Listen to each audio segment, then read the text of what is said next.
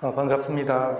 비록 3주간의 약속이지만 다시 대면 예배를 이렇게 드릴 수 있어서 감사를 드립니다. 아마 이 자리에 원래 양 목사님께서 설교를 하시면 아마 하나님은 살아계십니다 이렇게 인사를 시켰을 것 같은데 그런 느낌이 들어서 저도 하겠습니다. 우리 옆에 계신 분들과 함께 하나님은 살아계십니다라고 인사 나누겠습니다. 하나님은 살아계십니다. 아멘. 하나님은 살아계셔서 우리의 삶의 자리에 가장 가까이 계시는 분이심을 믿으시기 바랍니다. 여러분 기적을 경험해 보신 적이 있습니까? 우리는 기적하면 인간의 지혜나 이성으로 쉽게 설명할 수 없는 초자연적인 사건이 일어날 때 그것을 기적이라고 말합니다. 그러나 하나님이 이 세상을 당신의 뜻 가운데 인도하신다는 그 사실을 알고 있는 우리 그리스도인들은 기적을 기적이라 하지 않고 섭리 또는 하나님의 계획이라는 말을 사용합니다. 섭리가 하나님의 작정이요 계획을 의미한다면 그 반대말은 무엇이겠습니까? 하나님의 계획과 무관한 것, 우연입니다.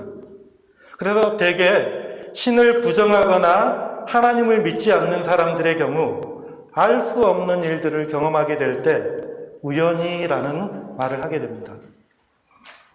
그렇게 똑똑하고 지식이 뛰어난 과학자들도 하나님을 알지 못하는 사람들은 세상이 만들어진 것도 우연이고 사람이 생겨난 것도 우연이고 사람뿐만 아니라 자연 만물이 생겨난 것도 우연의 산물일 뿐이라고 말합니다.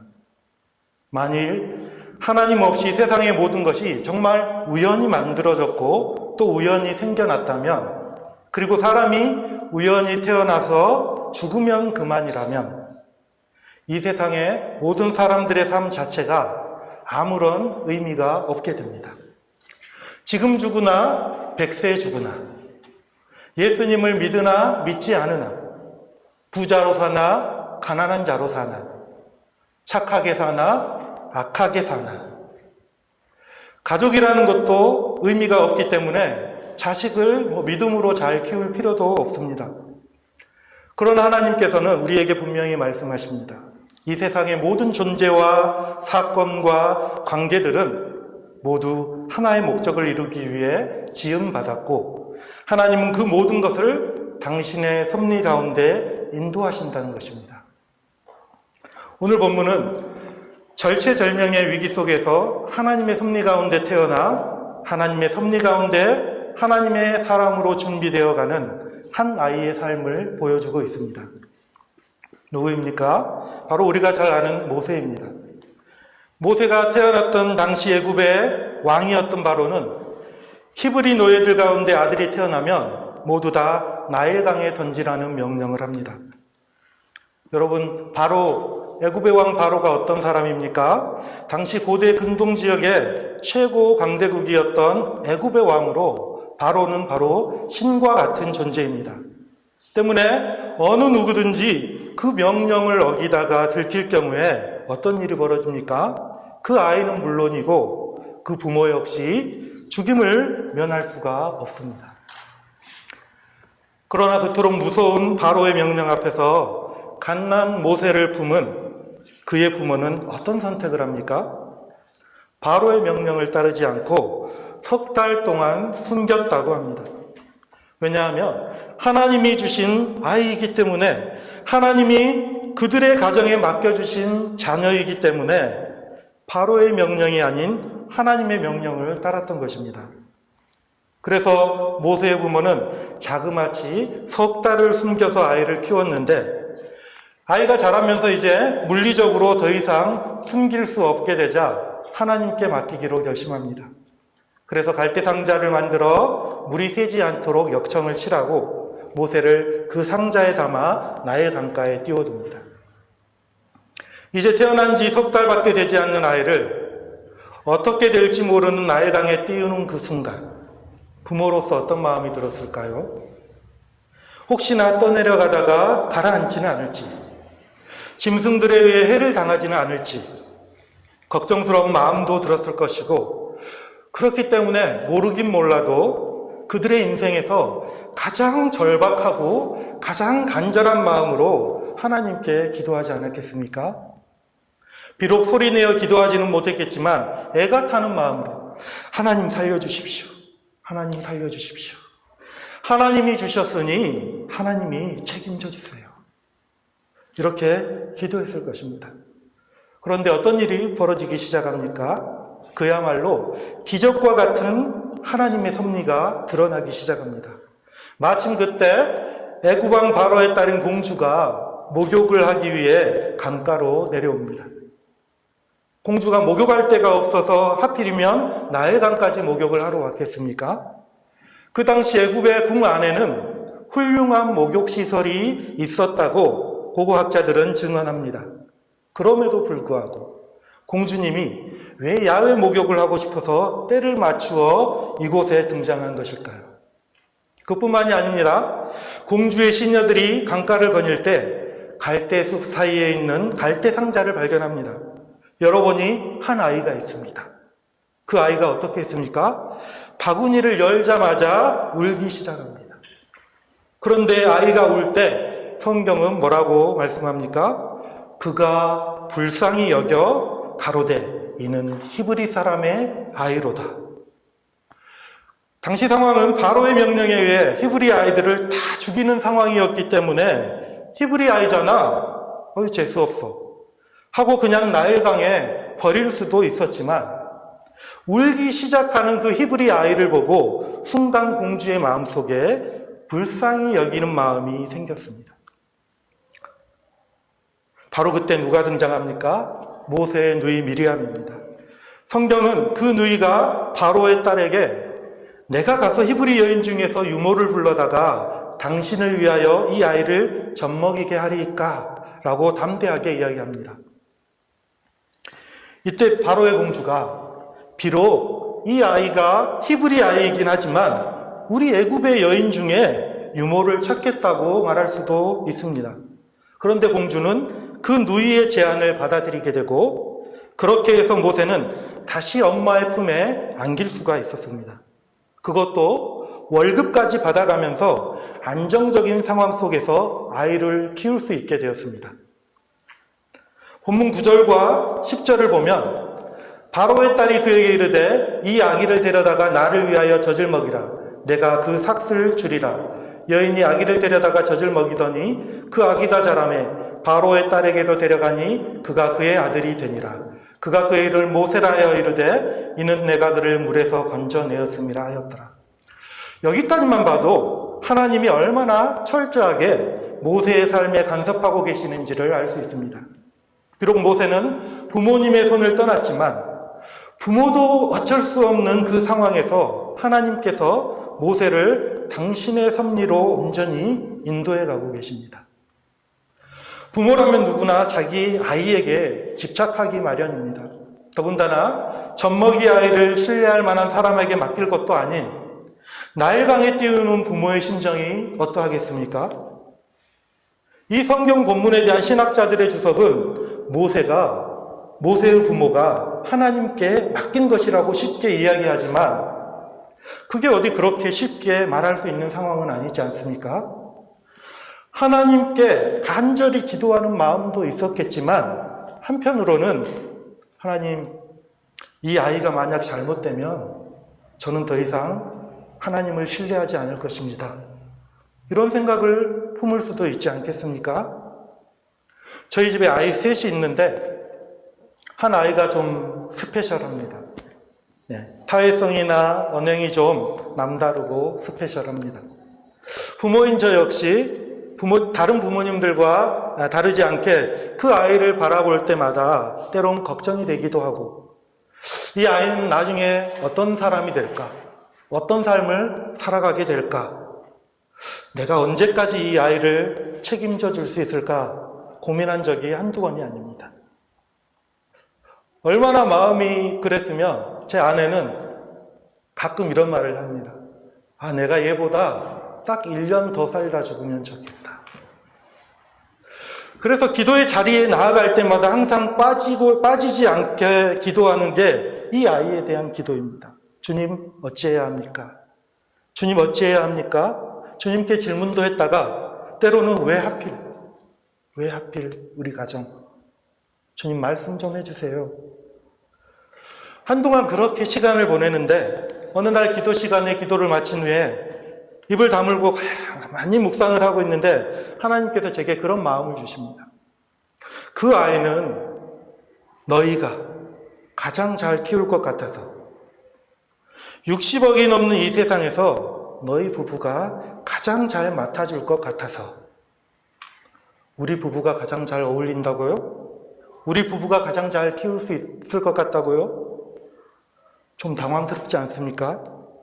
그런데 그 생각을 하고 나니까 그 말이 나도 모르게 인정이 되는 거예요. 그리고 또 다른 이런 마음을 주시는 겁니다. 그건 내 아이야. 내가 책임질 테니 너는 부모로서 네가 할 일만 잘하면 돼. 찰나에 지나가는 시간이었지만 그 시간이 지난 후에 제 마음속에 묶여있던 뭔가가 확 풀리는 느낌이 드는 거 있죠. 맞아. 이 아이는 하나님이 우리 가정에 맡기셨지. 맡기시니가 하나님이시니 하나님이 책임지시는 거야.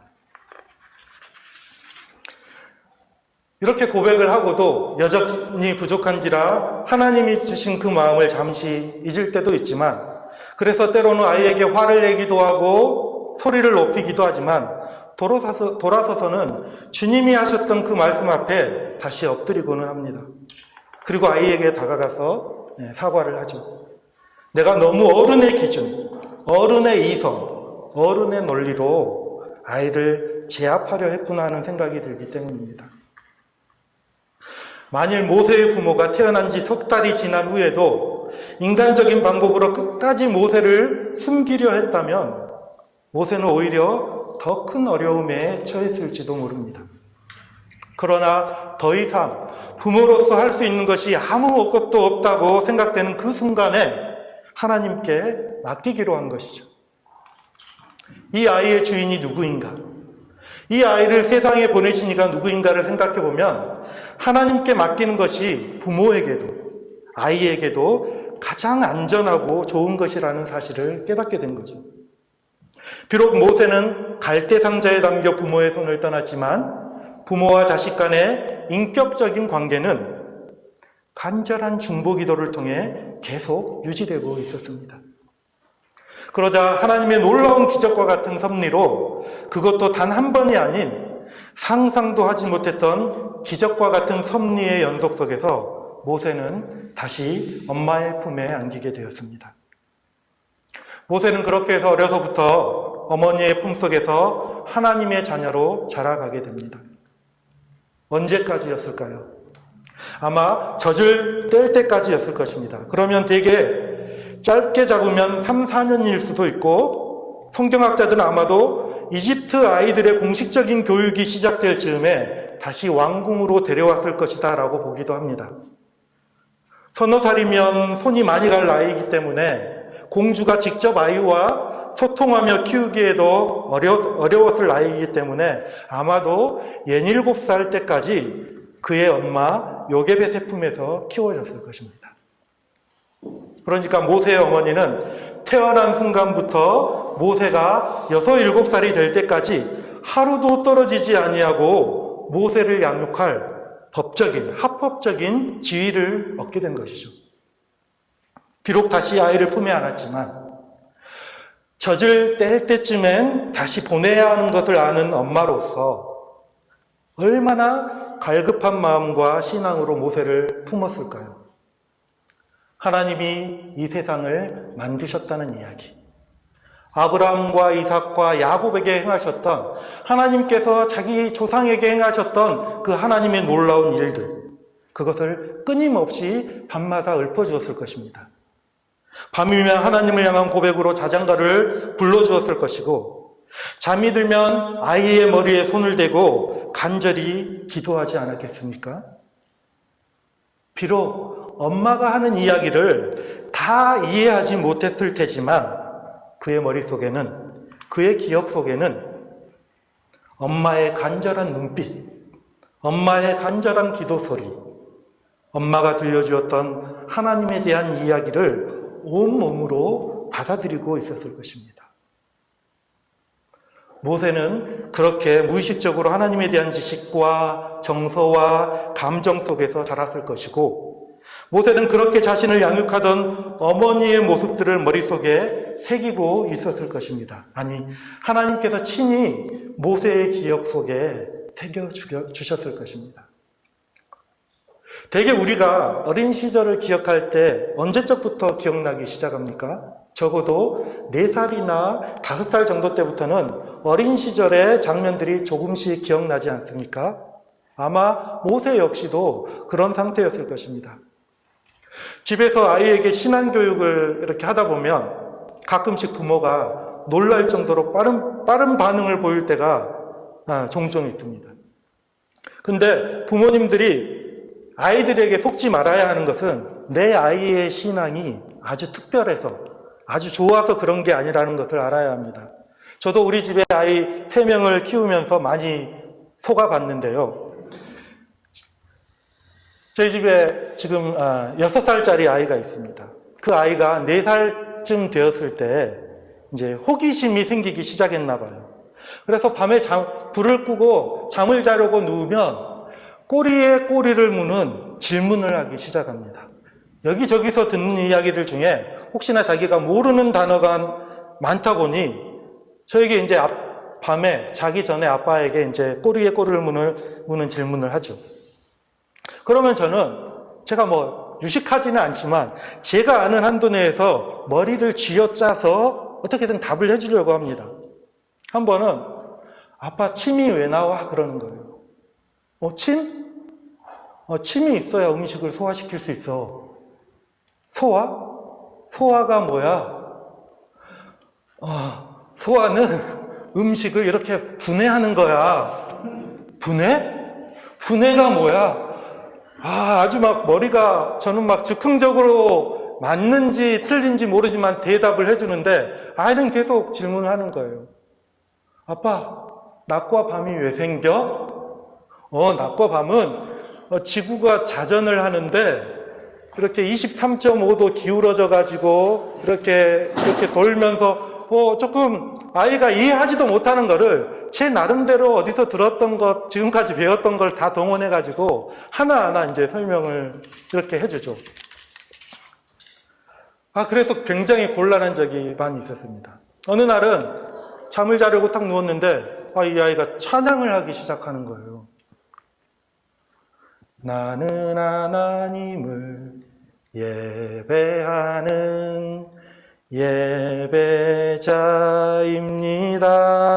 예배자입니다. 조금 시끄럽게 크게 부르긴 했지만 그래도 애가 찬양을 부르니까 기분이 좋더라고요. 그래서 가만히 듣고 있는데 내가 서 있는 곳 어디서나 아빠, 내가 서가 뭐야? 또 이렇게 질문을 해요. 아니, 내가 서 있는 곳 어디서나 찬양을 했는데 내가 서가 뭐야? 이러는 거예요. 아마 이 아이는 내가 서라는 단어가 한 단어인 줄 알았나 봐요. 아니, 네가 지금 서 있는 그곳을 가리키는 거야. 이렇게 얘기를 해준 적이 있습니다. 솔직히 저는 처음에 얘가 5살밖에 안 됐지만 믿음의 고백으로 찬양을 부르는 줄로 알았습니다. 근데 내가 서가 뭐야? 라고 이 질문을 하는 순간 그제서야 얘가 별 뜻도 모르고 찬양을 그냥 하고 있었구나 이런 사실을 알았습니다. 혹시나 모르겠습니다. 저희 아이의 경험으로는 애들이 한 번씩 성경 구절을 읽었다고 해서 외웠다고 해서 굉장히 탁월한 신앙인으로 자랄 것처럼 마음을 놓아서는 안 된다는 거죠. 그런데 이 아이가 지금은 비록 우리 주인공이 주아입니다. 주아가 비록 뜻도 모르고 의미도 모르는 노래를 막 부르지만 나중에 이 아이가 10살, 15살 되어서 이 노래를 부르거나 듣다가 뜻도 모르고 불렀던 그 노래의 의미를 깨닫게 되었을 때는 그것이 바로 그 아이의 신앙 고백이 되는 것입니다. 자신이 기억하고 있던 그 내용이 그 아이의 신앙의 근간이 될 수도 있다는 것이죠. 여러분, 5살의 모세는 어땠을까요? 아마 요즘 5살 아이들과 사용하는 단어는 달랐겠지만 방금 우리 아이와 비슷했을 것입니다. 5살짜리가 모세야, 하나님이 너를 지켜주시고 너의 삶을 인도해 주실 거야. 너를 통해 약속의 말씀을 이루실 거야. 라고 하면 네 어머니, 제가 기도로 잘 준비할게요. 이런 아이가 5살짜리 아이가 있을까요? 아마 모세도 여느 5살, 6살 아이들처럼 엄마를 답답하게 했던 경우도 있었을 것입니다.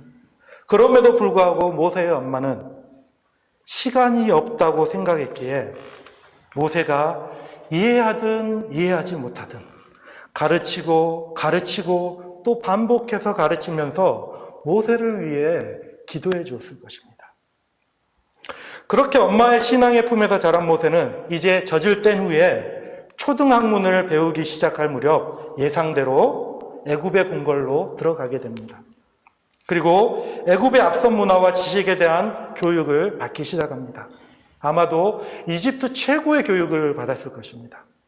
아마 몰라도 다신론의 교육을 받았을 것이고 우상들에 대한 교육도 받았을 것이고 과학과 철학에 대한 교육도 받았을 것입니다.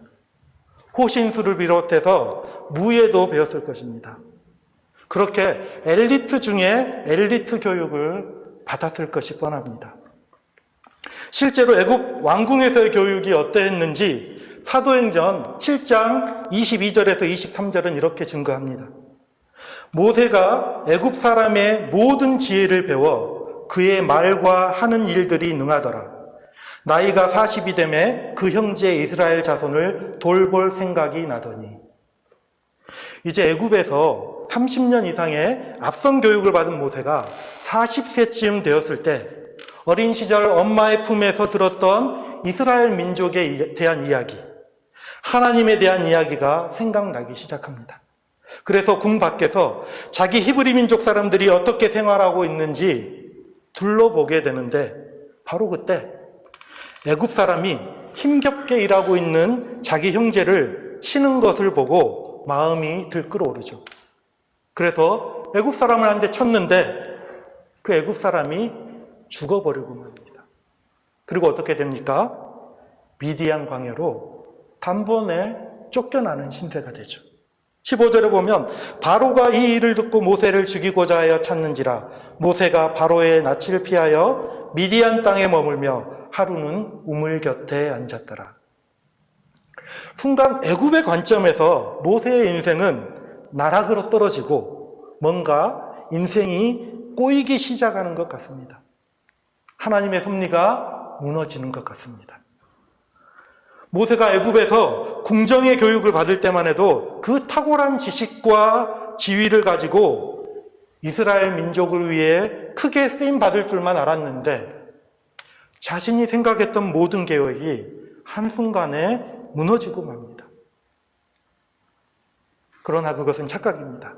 모든 계획이 무너진 것이 아니라 하나님께서는 그 순간에도 성실하게 모세의 삶을 하나님의 섭리 가운데 인도하고 계셨습니다.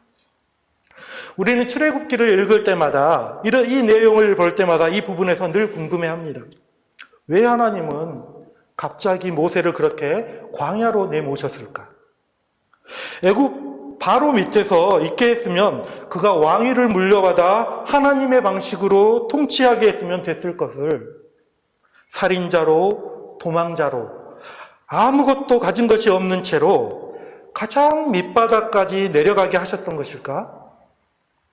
이왕이면 왕위를 물려받아 단번에 하나님을 믿는 국가로 선포하고 그렇게 만들어버리면 되었을 것을 고작 이렇게 밑바닥을 경험하게 하려고 그렇게 왕궁에서 30년이 넘게 최고의 교육을 받게 하셨을까? 그러나 여러분, 이러한 생각이 바로 애굽의 방식이요 바로의 방식입니다. 만일 하나님이 그렇게 하셨다면 지금 제가 모세에 대해서 설교를 한다면 아마도 하나님의 지도자로 쓰임받으려면 여러분 할 수만 있다면 최고의 교육을 받아야 한다고 말할 것입니다. 높은 자리에 올라야 하고 세상 사람들을 좌지우지할 수 있는 힘과 지혜와 권력을 쥐어야 한다고 말하고 있을지도 모릅니다. 결국에는 하나님이 이스라엘을 출애굽시킨 것이 아니라 모세가 뛰어난 지혜와 리더십을 발휘해서 출애굽을 시켰다라고 하지 않았을까요? 그러나 성경은 모세가 어떤 상태로 하나님께 부르심을 받고 어떤 상태에서 쓰임받았다라고 말씀하고 있습니까? 애굽의 왕궁에서 미디안으로 도망쳐 나올 때 그는 모든 것을 다 내려놓고 나왔습니다. 지식도, 권력도, 특권도, 외모도. 그리고 젊은 혈기마저도 다 사라질 때쯤 40년이라는 세월이 더 흘러 40년 동안 양만 치다가 모세가 80세가 되었을 때 비로소 하나님께서 모세를 부르십니다. 애굽에서 배웠던 그 모든 것들과 기대를 다 내려놓게 되었을 때 하나님께서 그를 부르십니다. 오죽하였으면 모세가 호렙산 떨기나무 아래에서 하나님을 만났을 때 나는 말도 잘 못하는 사람입니다 라고 고백해서 하나님께서 아론을 붙여주지 않았습니까? 하나님께서 사용하는 사람은 설령 세상의 지위와 권력과 재력이 있을지라도 그것을 내 것인 양 사용하지 않고 하나님 앞에서 다 내려놓을 수 있는 사람, 그리고 하나님의 말씀에 정직하게 순종하는 사람을 하나님께서는 크게 사용하신다는 거죠. 출애굽기를 히브리어로 엑소더스라고 합니다. 우리가 잘 알죠? 엑소더스는 밖으로라는 엑스, 길이라는 호도스의 합성어입니다. 엑스호도스에서 엑소더스입니다. 그리고 그 뜻은 길 밖으로라는 뜻입니다. 그러니까 출애굽기의 의미가 길 밖으로, 길 밖의 길이라는 뜻이죠. 길 밖에 길이 있다는 것입니다. 어떤 길입니까? 애굽의 길, 바로의 길, 높아지는 길. 하나님과 전혀 무관한 그 길은 죽음의 길이지만 그 길 밖에 있는 하나님의 길, 예수님의 길은 사람을 살리는 생명의 길이 된다는 것입니다. 우리는 흔히 생각하기를 이렇게 아이를 키우다 보면 생각을 하죠. 내 아이에게 좀 더 많은 공부를 시켜주면 하나님 앞에 더 귀하게 쓰임받겠지.